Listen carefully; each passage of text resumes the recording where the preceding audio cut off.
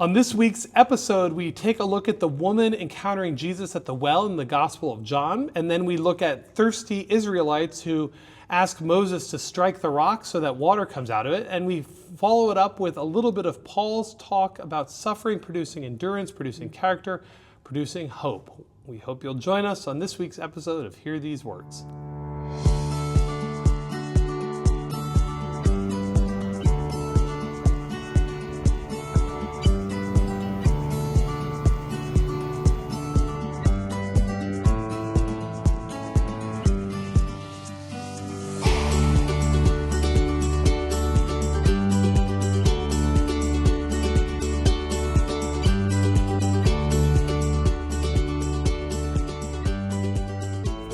Hello and welcome to Hear These Words, a podcast and video series from Good Shepherd Episcopal Church. I'm Sanford Groff. And I'm Alex Sarah Wolfington. And every week on the podcast, we take a look at the readings that are assigned for the upcoming Sunday. This week, we are preparing for the third Sunday in Lent, Year A.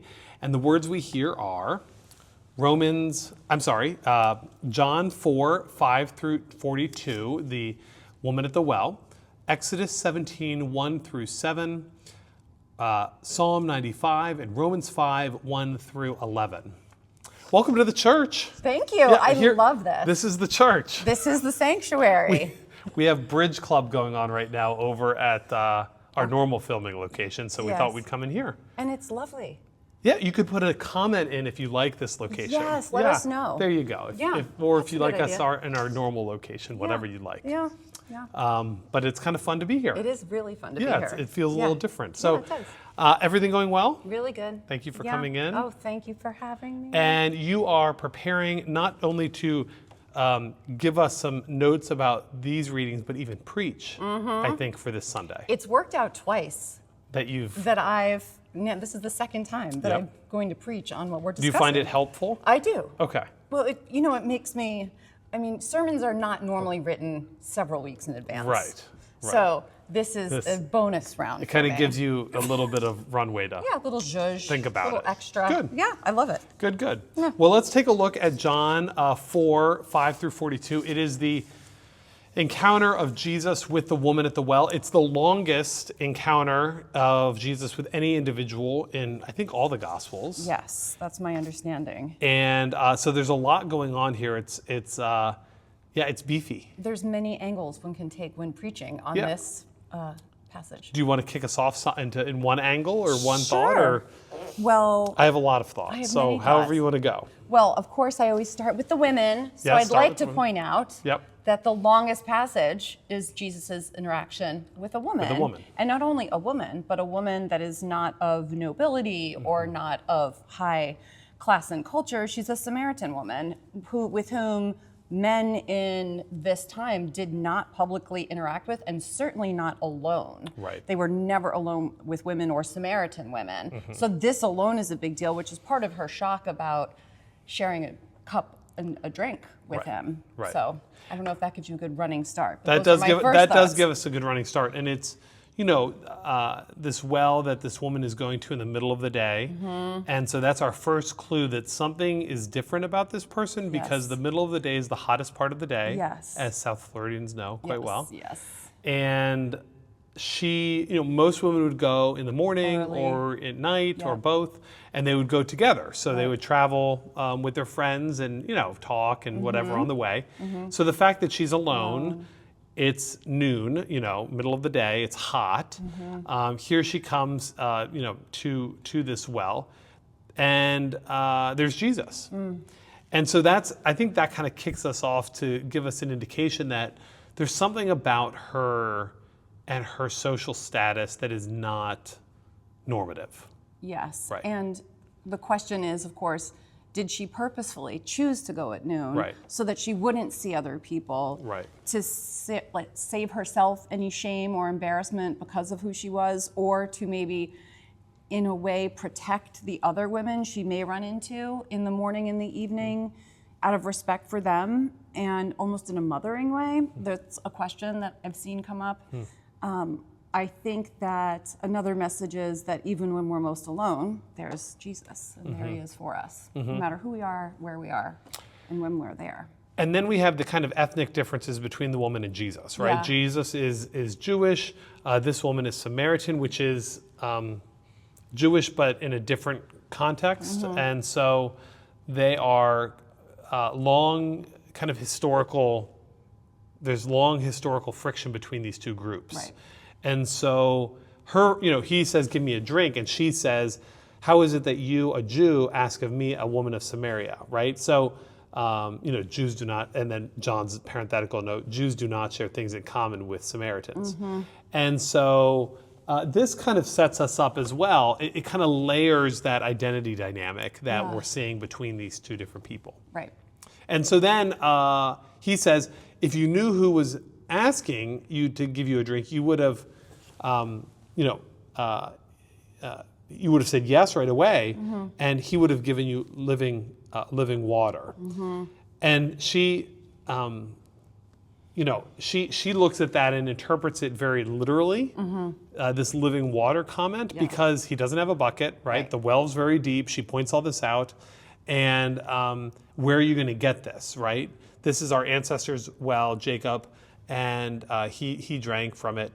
And Jesus basically continues. And as we get through this, I mean, there's this, John is always kind of playing with the literal and the symbolic, or the literal and the spiritual. And he's using literal objects to have spiritual significance.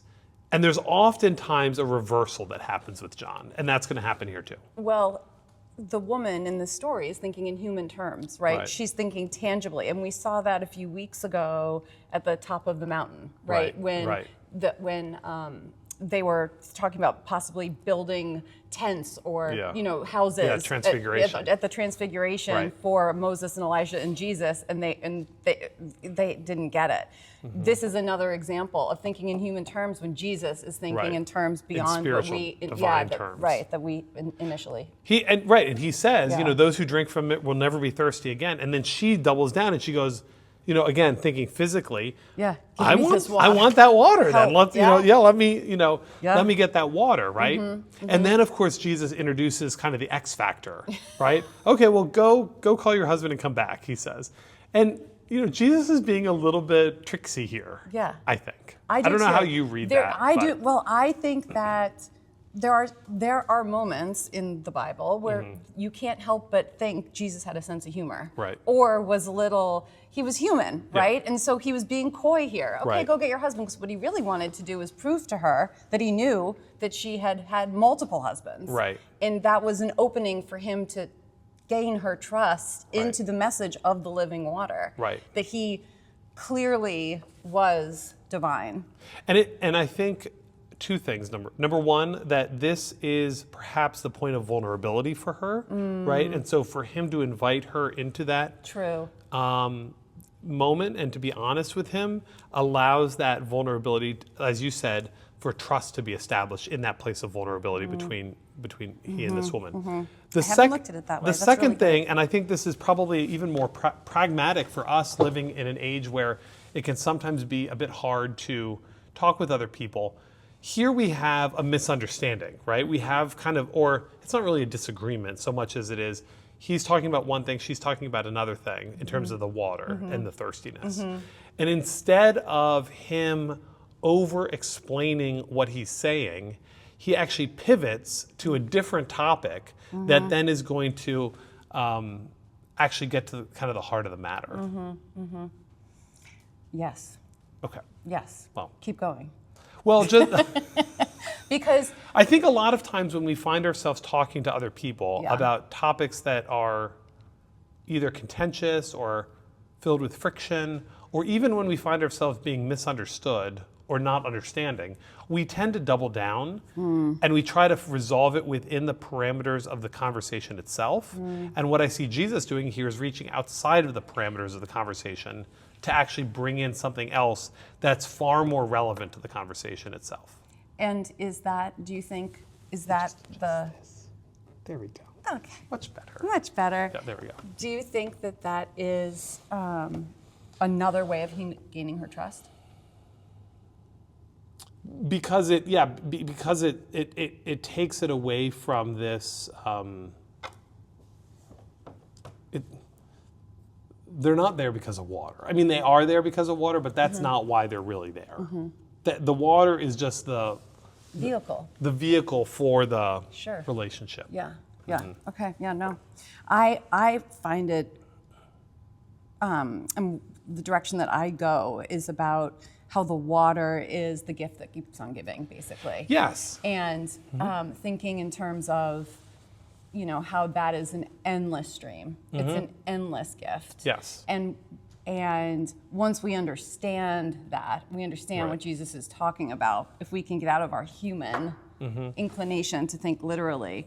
But I also find it interesting that Jesus very much identifies himself in his fullness to her. It's almost his own. He doesn't do it very many times, and there's a handful of times in John that he does it. Right. And he's chosen here to fully reveal himself. Right. And I think in him having her reveal parts of herself and her past, and then him saying, well, let me really divulge who I am, that is almost that's a gift in and of itself to her in the moment, but also a message to us that if we are honest and true with him, his fullness will always be readily available to us. Yep. And that's where in this middle section it built, and we're kind of glossing over a big part of it, which is fine. We don't have time, but the woman says, I know that the Messiah is coming, who is called the Christ, is John's parenthetical comment. When he comes, he will proclaim all things to us, right? And so she's setting him up after having had this conversation where he has proclaimed things to her about herself. Yeah. And Jesus says to her, I am he, the one who is speaking to you. And that is this kind of disclosure that I think is vulnerable in a different way, but at the same caliber of her vulnerability to him. Right, because she could take this information and harm him. Right. Right? I mean, he's putting himself in a precarious position. Right. I mean, he's God, so he knows that Yes. she's not what she's going to do and what she's not. Right. But, I mean, that is a risky thing to do from her perspective, because she doesn't know and that can see all the things. And so that's a big act of trust on his part to her in the way she's receiving it. She's receiving it as a major disclosure that, of course, then his disciples show up and they're like, whoa, what's going on here? Right. Like, Jesus, what are you doing? Literally. Yep. Why are you talking with her? And then she goes back to her town and she tells, as it says, tells everyone, and to come and see. And he told me everything I've ever done. He cannot be the Messiah, can he? And then on to toward the end, many Samaritans from that city believed in him because of the woman's testimony. He told me everything I've ever done. And so it creates this kind of ripple effect throughout that community and that village, even to the point where they're inviting him to stay with them. The disciples, again with John, the disciples have a very hard time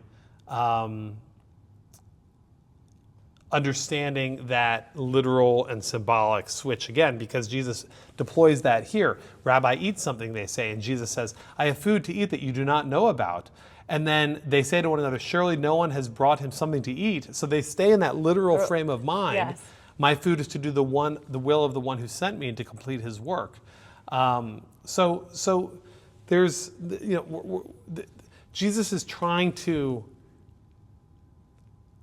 guide his followers to this same place that this woman has just gone, and he has a kind of much harder time sometimes with his closest followers. And with John, it's the book with the highest Christology out of the 4 Gospels. And so him living in this constant state of grace, this constant divine place, he's operating on a different plane than in the Synoptic Gospels, right? He's constantly referring back to who he is. He doesn't have to do miracles, and he doesn't do any miracles in John.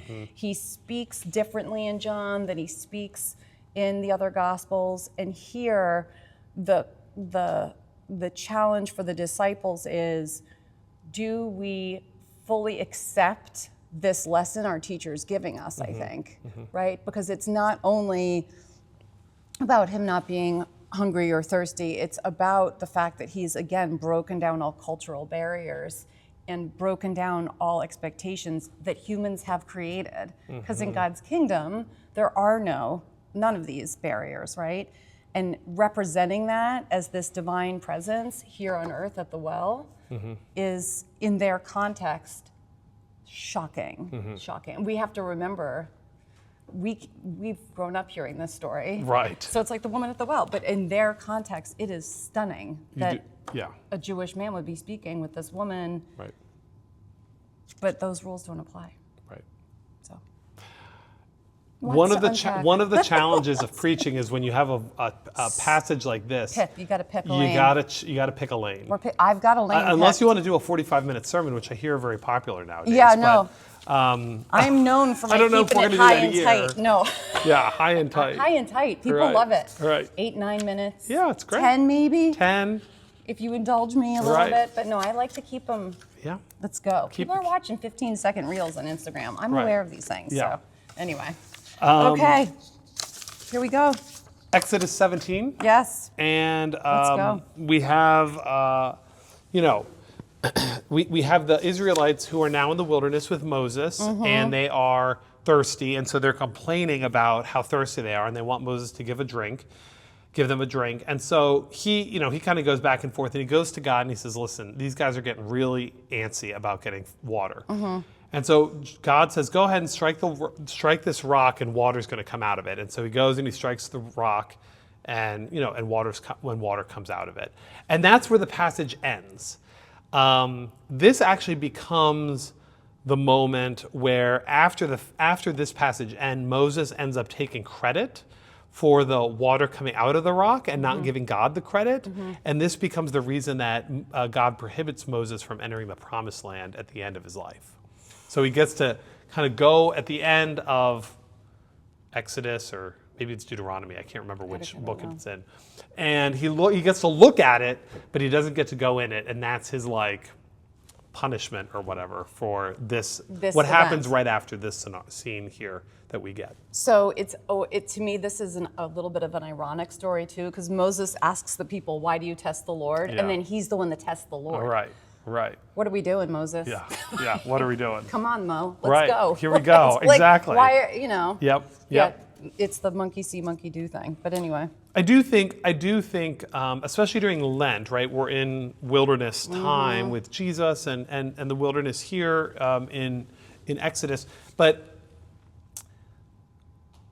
the way that Egypt holds our attention long after we have left Egypt, right? The people say, "Why did you bring us out of Egypt to kill us and our children and our livestock with thirst?" How our soul has been conditioned in the place that it has, in this case Egypt, but you can kind of sub in anything for Egypt, right? But how that, especially when we're in the wilderness, we look back with hindsight to romanticize these places we've come from. Yes, we do, don't and we? How easily it is to kind of fall back into those places, whether they're places or whether they're habits or whether they're states of the heart or whether they're states of mind, times in life. And we look back and we go, gosh, it was really, it was really great to be in high school. Let me get back to that. How do I get back to high school? And and for some people, that's a really profound kind of thing. Right. But I think you just sub Egypt in for whatever that thing is that you look back with kind of this longing, and you think that it was so much better back then because now you're thirsty, right? Metaphorically, there's something that you're 100%. Aching for that you remember getting a lot of before, even though that's probably not entirely true. It's our desire to just never be present and happy and whole in our. It's that human instinct, right? To always be, well, this was better, or this will be better, or this. If we can just let go of all that, we can see that joy is right here, which is actually reminds me of a Buddhist thing I've talked with you about before. Right. But it also reminds me of in the mud. in the mud. Yeah. Lotuses in mud. Right. But it's, I think of times in life mostly when people do that. Oh, it was so great when my kids were growing up. Right. It was so great to hear their feet running down the stairs, and all that's wonderful. But you were also up till 3 a.m. putting the bike together, and you were exhausted, and they were getting sick every 3 weeks. and they were sick. You know, I mean, it's like, yes, but it's also wonderful when the grandkids come over and they jump in the pool, and you're, you know, having fun in this moment. Yeah. And so nostalgia's good and bad. Well, and I think the lectionary writers obviously are thinking about thirstiness, right? It's actually making me thirsty. Yeah, and they're in the gospel, and then in this moment as well, thirst is the precursor to divine encounter, right? Like, how does thirst? Yes. Not by necessity or biology or anything like that, but like thirst becomes this invitation to relationship and divine encounter. That's so profound. I'm going to have to think about that. There you go. I might be rewriting part of my sermon now. It's when do we, yes, There you truly, go. literally, I'm actually thirsty. But how do you quantify that? So it's almost like you need to yearn before you're ready to receive. Yeah, I think you could take that any number of angles, but I love the word yearn. I love how yearning is a way of creating space of receptivity in our soul or in our heart. How, I mean, when you're satiated, physically or metaphorically, it's like there's no more room, right? Totally rewriting I'm full. my sermon. Like, I'm totally full.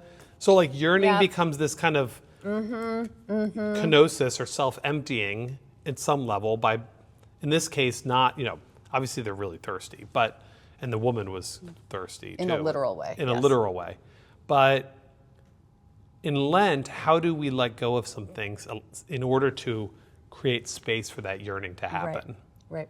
Yeah. Which is why I think we read things like Psalm 51 on Ash Wednesday, right? Where it says, you know, hunger and thirst for righteousness, right? That kind of as we've I think we talked about this. That kind of heightening of a particular type of desire is work of the wilderness in Lent. Right. Right. How's your Lenten work going? My Lenten work is going By the way. well. I told you I'm not eating factory-made desserts. Yes. Right? Yes. It's going well. It's going well. Good. I am eating these mints that we have in the office.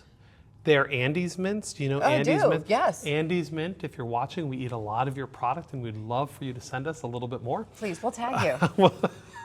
Why not? Because they're mints, not chocolate. That's right. I made a That's okay. I made a definitional decision on Ash Wednesday that they were mints and not chocolate. Okay, so that counts So I can then. eat that. Okay. But everything else, no. Okay. Only homemade. Well, I haven't watched. Or like made in like a restaurant, like That's fine too. like not Yeah, but not to go out like to dinner, you can not have like a dessert. frozen thing that they microwave or something. Okay, well that's fair. Yeah, but it's anyway. It's going well. Good. I wish I was still baking more. That's the one thing I wish I had a little more time to do is just bake a little bit. Yeah. But I'll And get there. Yeah. It's only it's warming up outside only the again third now, so week it's of not Lent, like, yeah. Well, I haven't watched television news Good. or had caramel, which was my big thing. Yes. Because I'm a caramelaholic. You love caramel. I love caramel so much. Yeah. So I'm doing okay. Good. It's fine. Good. Yeah. Great. Okay. Psalm, we go. Psalm 95 is Yes. great. Take a look at it. Come, let us sing to the Lord. Shout for joy to the rock of our salvation. It's a great psalm. Take a look at it. And then Romans 5, 1 through 11. Since we are justified by faith, we have peace with God through our Lord Jesus Christ, through whom we have obtained access to this grace, in whom we now stand. On we go. For while we were still weak, at the right time Christ died for the ungodly. Indeed, rarely will anyone die for a righteous person, though perhaps for a good person someone might actually dare to die. But God proves his love for us in that while we were still sinners, Christ died for us. Much more surely then, now that we've been justified, we will be saved through him from the wrath of God. For if while we were enemies, we were reconciled, on and on it kind of goes. And then here's the part that connects, I think, with the lectionary. Oh, no, it doesn't. I'm sorry. Will be saved by his. Many have been reconciled, will be saved by his life. Much more than that, we will boast in God through our Lord Jesus Christ, through whom we have now received reconciliation. Paul is, we've been studying Romans, and this is kind of early in his heart of of his letter, and it is this logic that he's kind of unfolding and building upon, and he's trying to demonstrate how Jesus is basically our rescue. Like he rescues us from this condition that we're in. It's like a disease almost, and how that rescue involves, basically reconciling us as his people.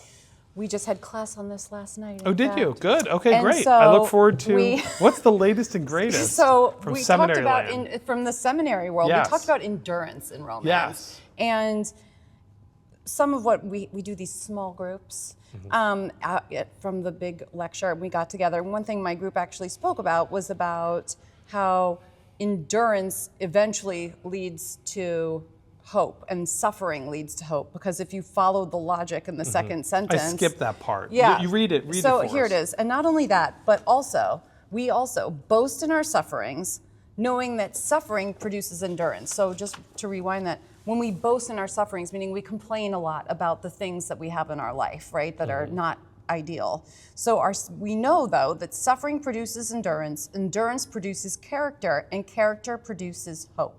And hope does not disappoint us, because God's love has been poured into our hearts through the Holy Spirit that has been given to us. So basically, in order to find Christ or the Holy Spirit, we must suffer.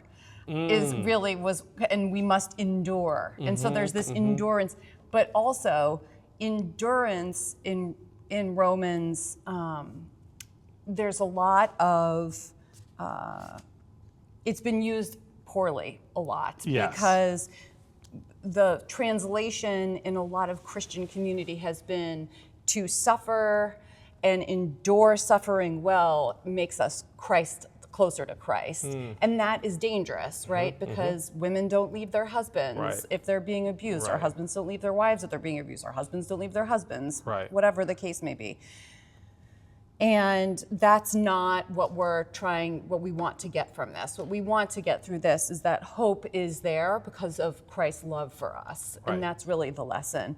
But it is interesting how this has been misused over time. And so we want to make sure we point out not to say that it is It's been misused. It's been misused to underwrite and justify oppressive violence against others. And whether that was in slavery times, during enslaved people, or in relationships, or what have you.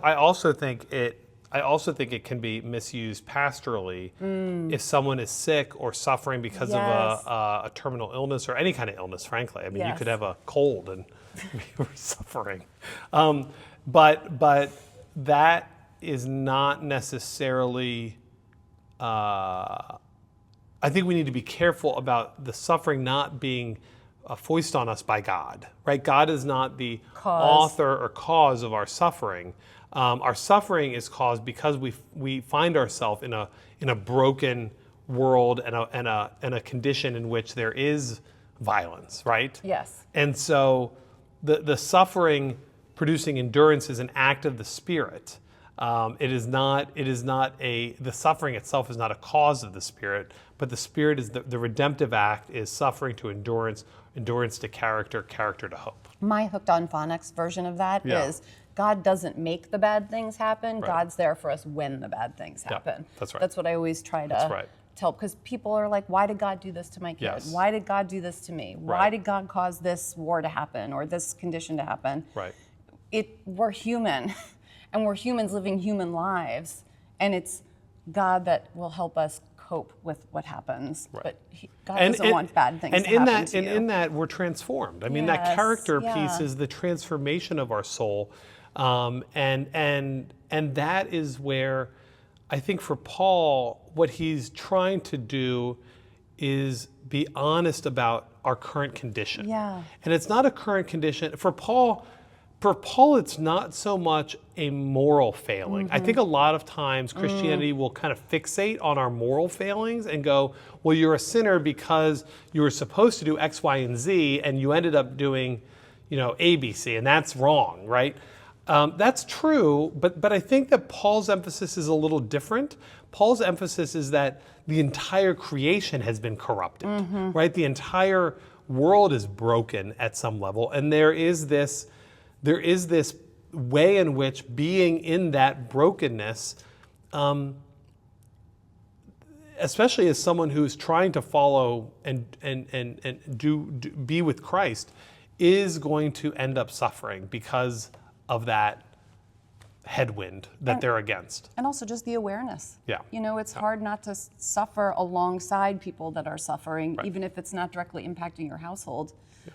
Just that awareness, the closer you get to Christ, the more aware you are of all the sadness and difficulty and suffering that does exist. So, one of the ways prayer kind of brings us together, right? Yes, definitely. Good. So, good. Well, this was fun. This was meaty. There we go. You've got a lot to think about, and you've got enough time to work on your sermon. We are so grateful that you joined us here in the church today, and we are always glad to worship with you, especially this upcoming Sunday for Alex's wonderful sermon. Join us in person or on the live stream, however you want to worship with us. And now we hope you feel a little more prepared to hear these words. We'll see you soon.